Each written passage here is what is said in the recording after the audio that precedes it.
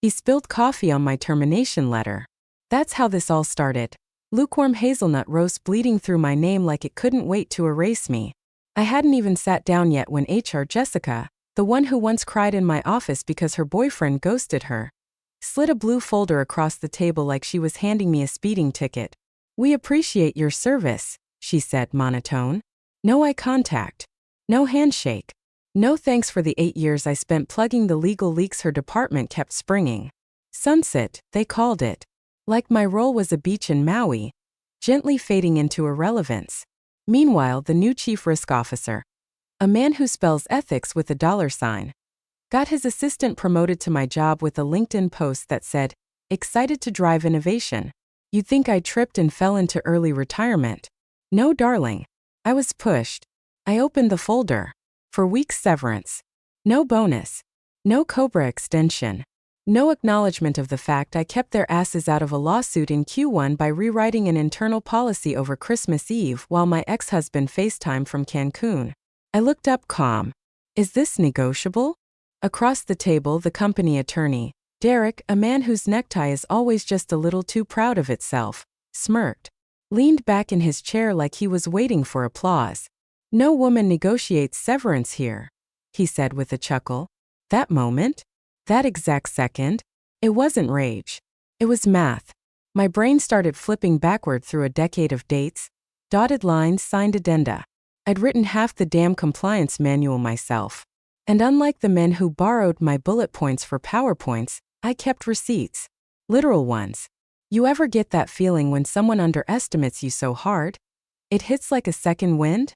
That's when I smiled. Not politely. Strategically. Like someone who just remembered she wasn't hired under Derek's regime, but before. When we had real contracts. The kind with clauses people forget to read, but I didn't. By the way, quick thing before we go deeper, 97% of folks never hit that subscribe button even though they're hooked right now. If this story hits something in your chest, do us a solid. Like the video and subscribe. It really helps the team keep these stories coming. Back to the room.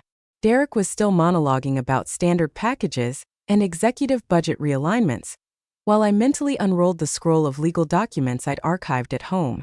My original offer letter. The amendment from 2019 when they restructured compliance after the vendor embezzlement scandal. And that little line I'd argued for in 1 Clause 12b. Even the name sounded like a dagger sheathed in velvet. They thought they were dealing with some polite middle manager who'd walk off with a severance mug and a LinkedIn endorsement. They forgot I was the one who helped cover their asses when the SEC sniffed around in 2021, and that I'd done it by the book. Quiet doesn't mean compliant. It means I know exactly when to speak. And they just gave me a reason. My apartment doesn't have much charm, but the one thing it does have is a 2-drawer fireproof safe and a 15-year grudge against corporate amnesia. The kind of amnesia where executives conveniently forget who actually rewrote the conflict of interest protocols when the last CRO got caught funneling vendor kickbacks through his wife's Etsy shop. The kind where you get CC'd on every major memo when they're in panic mode and ghosted when the headline's cool. It was just past midnight when I knelt in front of the safe in my pajama pants and my old college hoodie. Hands steady, breath slow. I spun the dial like I'd done 100 times before. Right 34, left 22, right 5, and heard that soft mechanical click. That sound? That's the only loyalty I've ever trusted in corporate America. Inside, everything was still there. Printed memos, HR policy revisions, copies of meeting notes with handwritten edits. The email that started with "Danica, can you quietly look into this before legal finds out?" was still crisp in its manila folder. I flipped through the layers like an archaeologist in a minefield. Meeting agendas with timestamps. Side-by-side policy versions. Redacted audit trails I printed before they got accidentally overwritten during system upgrades. I didn't keep them because I planned revenge. I kept them because no one else ever would. And then I found it, yellowing at the edges, dated July 3, 2015. My original offer letter. And stapled behind it, a contract amendment from late 2019. One they had quietly pushed through during a minor restructuring to consolidate all mid-senior titles under a new risk matrix. Everyone else skimmed it. I didn't. I remembered flagging one line in particular and negotiating it into permanence. There it was. Clause 12, B. In the event the employee is terminated without cause and has participated substantively in any internal compliance-led investigation during their term of employment, said employee shall be entitled to severance totaling 8 times their most recent base monthly salary, contingent upon mutual non-disclosure and non-disparagement. I sat back and let the words settle. That internal investigation in Q1 2022? The one where the CFO misplaced just under $600,000 across 3 quarterly reports? Guess who drafted the memo that made it look like an accounting irregularity instead of fraud? Guess who got 0 credit, 0 bonus, and a thank you email that ended with per legal's guidance, this never happened? I took a slow breath. Let the defiance sharpen, not into rage but precision. I opened my phone and scrolled to a contact I hadn't called in 4 years. Ivy-chan. We met during a labor compliance seminar in D.C. She wore 3-inch heels and carried a binder thick enough to stop a bullet. Last I heard, she'd left the big firm and opened her own employment law boutique in Baltimore. I tapped call. It rang twice. Then, Ivy-chan Law.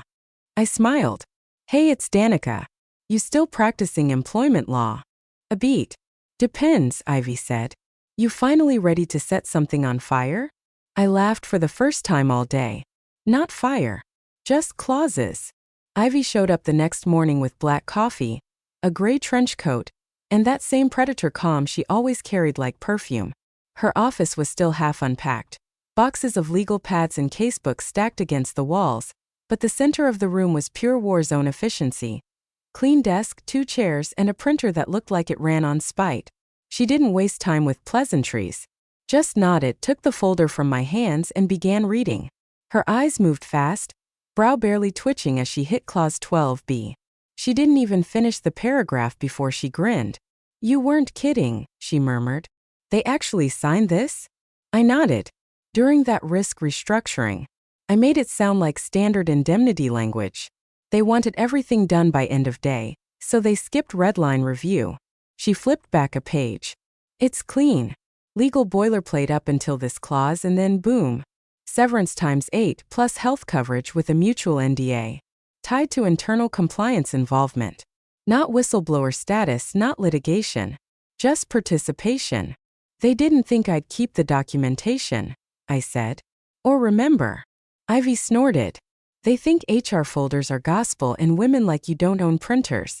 What's your current base? $138,000. All right, she said, typing. That puts their tab at $1,104,000, not including the healthcare clause or NDA enforcement penalty if they try to wiggle out. She leaned back. Danica, I love this for you. I smiled slower this time, not out of pride, just relief that I hadn't made it all up in my head, that the years I spent quietly fixing their messes hadn't been for nothing. Do you think they'll fight it? I asked. They'll bluff. Threaten to interpret the clause differently. Maybe try to offer you a quarter and a handshake. But they'll cave. Why? She looked up from her keyboard. Because you helped cover a CFO-sized hole in their audit 2 years ago. And if you still have the records you say you do, they know you're not bluffing. This clause. It's your velvet hammer. I took a long sip of coffee and let that sink in. For the first time since HR handed me my funeral folder, the panic receded. Not because revenge was in motion, but because I wasn't powerless anymore. Ivy typed fast, fingers a blur. We'll keep it short. Just a polite reminder, a request for confirmation, and a nudge toward a mutual NDA. And I'll CC their general counsel. Not HR. This is a grown-up conversation. She clicked send.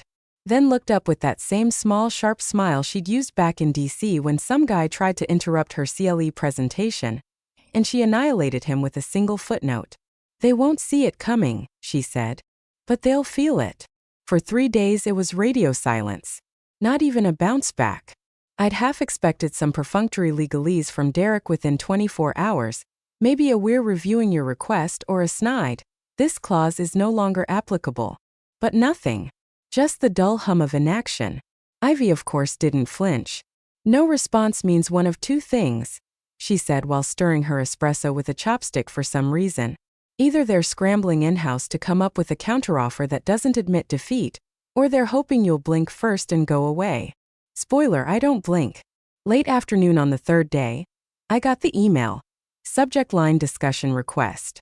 No body text. Just a Zoom link. The kind of summons that smells like panic sweat masked with cologne. Ivy sat up in her office, wearing a navy blazer that meant business and earrings sharp enough to draw blood. We joined right on the hour. Derek's face was the first thing I saw. His usual smugness now pinned under layers of politeness like it was killing him not to be condescending. Beside him, sipping something from a branded Dunwell & Price mug, was CFO Barrett. He used to call me D like we were old pals, even though he once forwarded my compliance draft to another exec with the note, "Let's make this sound like a man wrote it." Now his collar looked too tight. "Danica," he began, all warm tones and forced charm, "we really appreciate you taking the time. Let's be civil here."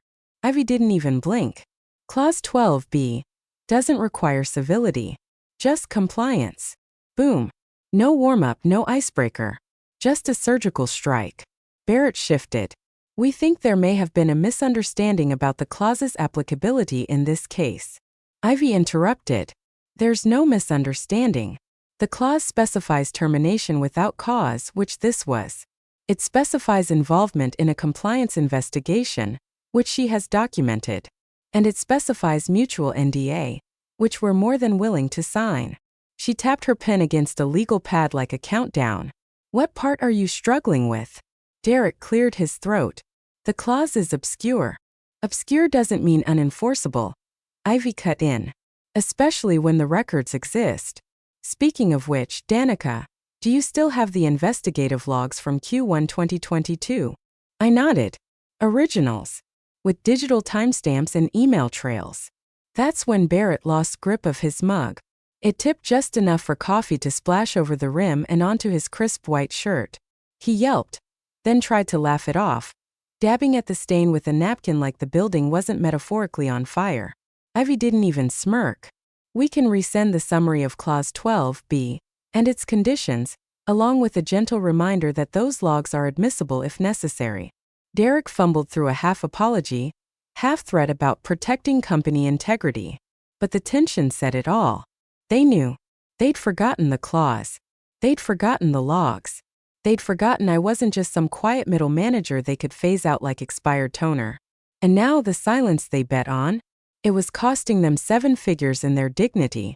The call ended with Derek saying, "We'll follow up shortly." Ivy muted the mic, leaned back and finally smiled. Barrett's shirt just took its own deposition. The counteroffer came in at 7:42 a.m. because of course it did. These people love catching you off guard. Make it look like they've been working all night while you were asleep. Like they're the dedicated ones. Like they hold the high ground because they reply before your first cup of coffee. The offer: 3 months of salary, one-time $10,000 discretionary goodwill, and a signed NDA. Ivy read the email in silence, mouth pressed into a thin line. Then she snorted and spun her laptop around so I could read it for myself. I read it twice slowly, making sure I wasn't hallucinating from caffeine withdrawal. "Discretionary goodwill," I muttered. "That's rich." "They think we're fishing," Ivy said. "They still think this is some overreach bluff you cobbled together over wine and resentment." She shook her head, already opening a new document. Poor bastards. 5 minutes later we were on Zoom again. Ivy opened the meeting like she was taking attendance at a sentencing hearing. "Thank you for the revised offer," she said, eyes scanning nothing.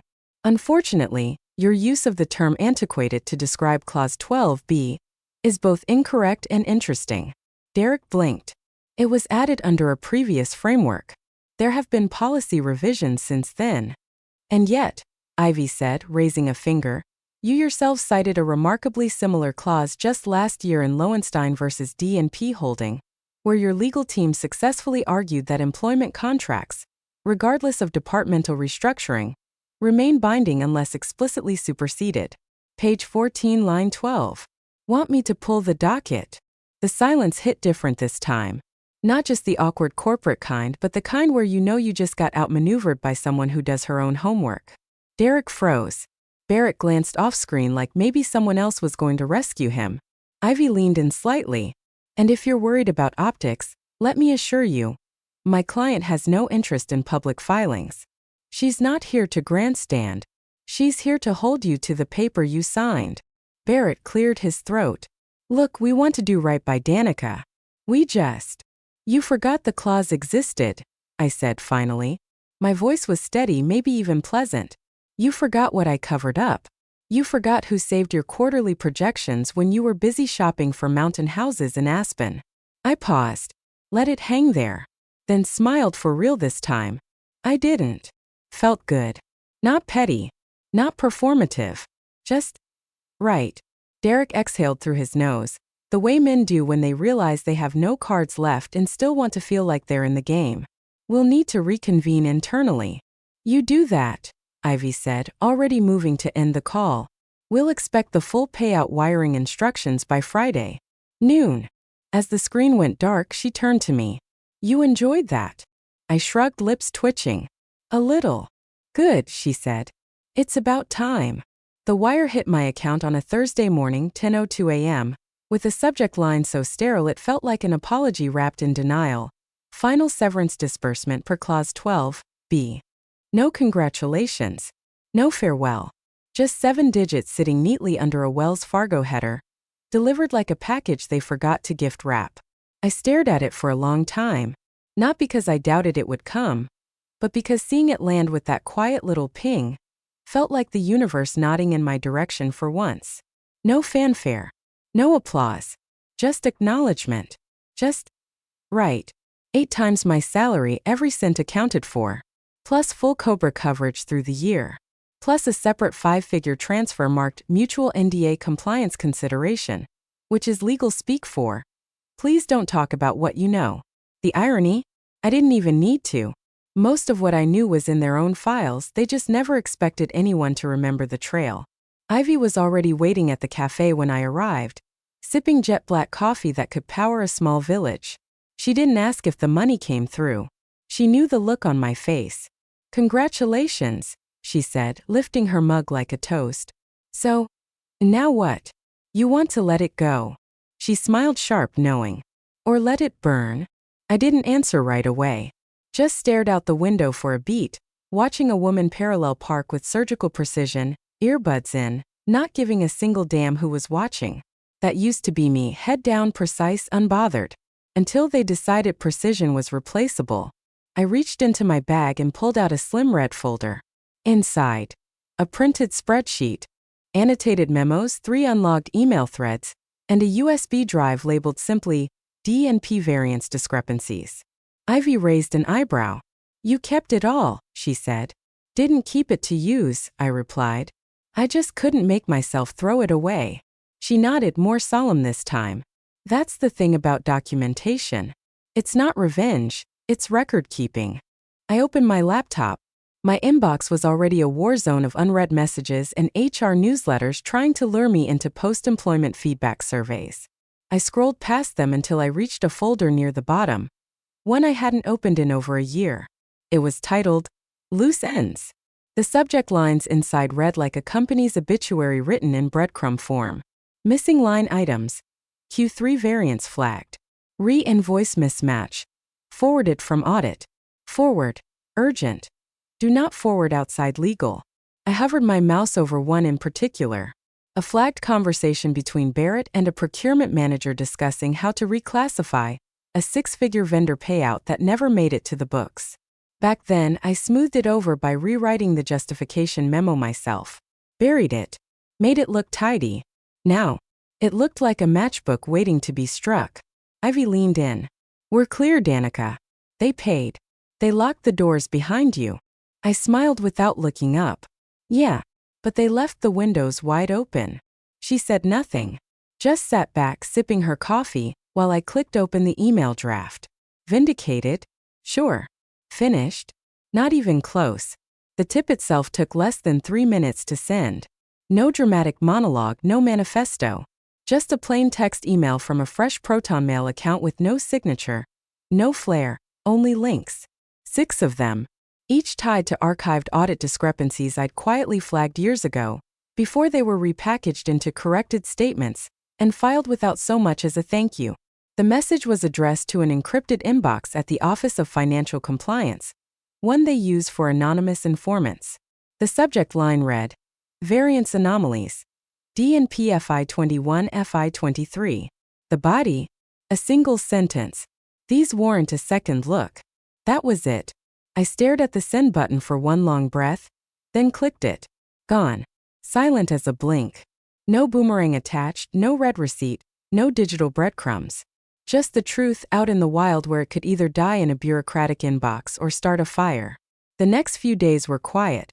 I worked out of a cafe, let my inbox gather dust, took long walks without my phone.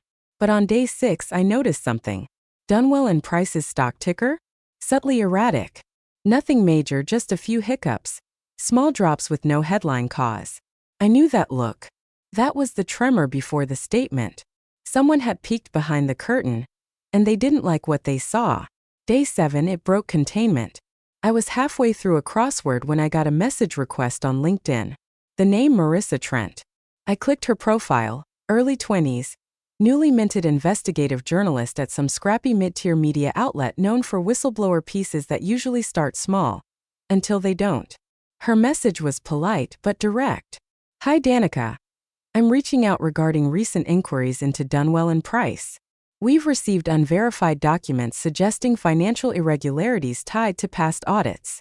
Would you be open to speaking on or off the record? I stared at her words for a full minute, heartbeat calm. The younger me would have panicked, would have worried about optics, consequences, bridges turned to ash. But that version of me still worked at DNP.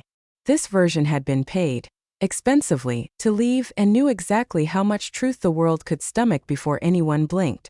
Still, I didn't reply. Not directly. Instead, I forwarded Marissa's message to a different inbox. One that belonged to someone who'd left DNP under quieter circumstances. A former junior analyst who'd once confided in me after discovering her end-of-year report had been doctored post-submission. She'd nearly quit the industry over it. Instead, she went back to grad school. Journalism. Ethics focus. She'd said back then, someday this'll all come out. I guess someday just got scheduled. I hit forward. No subject line. No comment. Just the message delivered. And the match quietly passed. The resignation hit the news on a Tuesday morning, buried on page 6 of the Financial Daily Review, just above an ad for luxury watches and just below a fluff piece about executive wellness retreats. Dunwell and Price CFO steps down for personal reasons, it read. No quotes. No details. No gratitude. Just a neatly folded goodbye, the kind PR firms write when the real story would burn the page. But I knew. Anyone who'd ever seen Barrett in action knew. He didn't step down. He was yanked, quietly, surgically, with a severance package just big enough to keep his mouth shut and his signature clean. You could see it in the stock movement. A 2-point drop before lunch. Another half-point by close. Not catastrophic, but enough to make investors start calling people they hadn't called in years. By Wednesday, the whispers were louder. SEC review. Not an investigation, not yet. Just questions being asked. Paper trails being re-examined. Discrepancies that used to live in the shadows now blinking red under scrutiny. Then came Derek. No press release. No memo. Just an update to the company directory that removed his name, replaced his extension, and erased the last trace of his smug little chuckle from the org chart. I clicked the careers page on a whim. They were already hiring for interim general counsel. Compliance emphasis. Emphasis indeed. The same day, my phone lit up with messages from old coworkers. First, from Nadia, my former assistant, sharp as hell, who'd been quietly interviewing since the day she watched them walk me out without so much as a handshake. Is it true? SEC? Barrett gone. Then Marcus from audit. Someone said legal's cleaning house. You hear anything? But the one that stuck came from Claire. She was always loyal to the wrong people. Bless her heart. Back when they tried to pin the expense policy error on her, I stayed late reworking the documentation to make the problem disappear. She never forgot that. Did you start this? She asked. No judgment. Just curiosity. Maybe even a little hope. I stared at her text for a while, thumb hovering, debating how much truth the moment deserved. Then I typed back, slow and measured. All I did was point to a clause. The rest was already in motion. Because it was. They built a castle on paperwork, sealed the cracks with arrogance, and forgot that people like me remember where the scaffolding creaked. I didn't start the fire.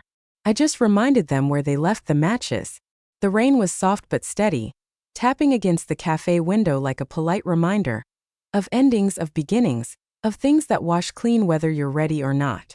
I'd been sitting there for over an hour, nursing a lukewarm coffee that had stopped pretending to be enjoyable 20 minutes ago. But I wasn't there for the coffee. I was there for the moment. I refreshed the banking app again. The number blinked, updated, settled. A final deposit, smaller than the severance but cleaner somehow. A delayed payout from an old stock option, cashed out during the leadership transition. One last unintended gift from a system too bloated to notice its own exposed wiring. I stared at the balance. Not with hunger. Just closure. I glanced outside. Pedestrians hustled under umbrellas, avoiding puddles like it made any difference in a storm. A teenager in a soaked hoodie laughed as a passing car splashed him, like the world was still something to be surprised by. That used to be me. Before I learned the people holding the umbrella are often the ones who made it rain in the first place. My phone buzzed softly. LinkedIn notification. The message preview was short. We're building something better. Want in? I tapped it open. A startup I'd been watching, compliance-first infrastructure, female-led, smart funding. One of their co-founders was a quiet analyst I once mentored. The same woman who was told by Derek in a QBR that she was too polite to lead. Now she was hiring. And she remembered. The cursor blinked in the reply box, waiting. So much of me wanted to type something curious, cautious, maybe even a little hopeful. But not yet. The silence wasn't empty. It was earned. I closed the app, folded my paper receipt and slid a cash tip under the mug. Then I wrote 5 words on the back in pen, slow and steady. I was never loud. I was just right. I stood, pulled my coat tight and walked into the rain. No umbrella. No rush. Just the sound of it soaking into pavement, into memory, into pages they thought no one would reread. Voiceover somewhere between whisper and verdict. They built an empire on silence. I made sure they finally heard the fine print.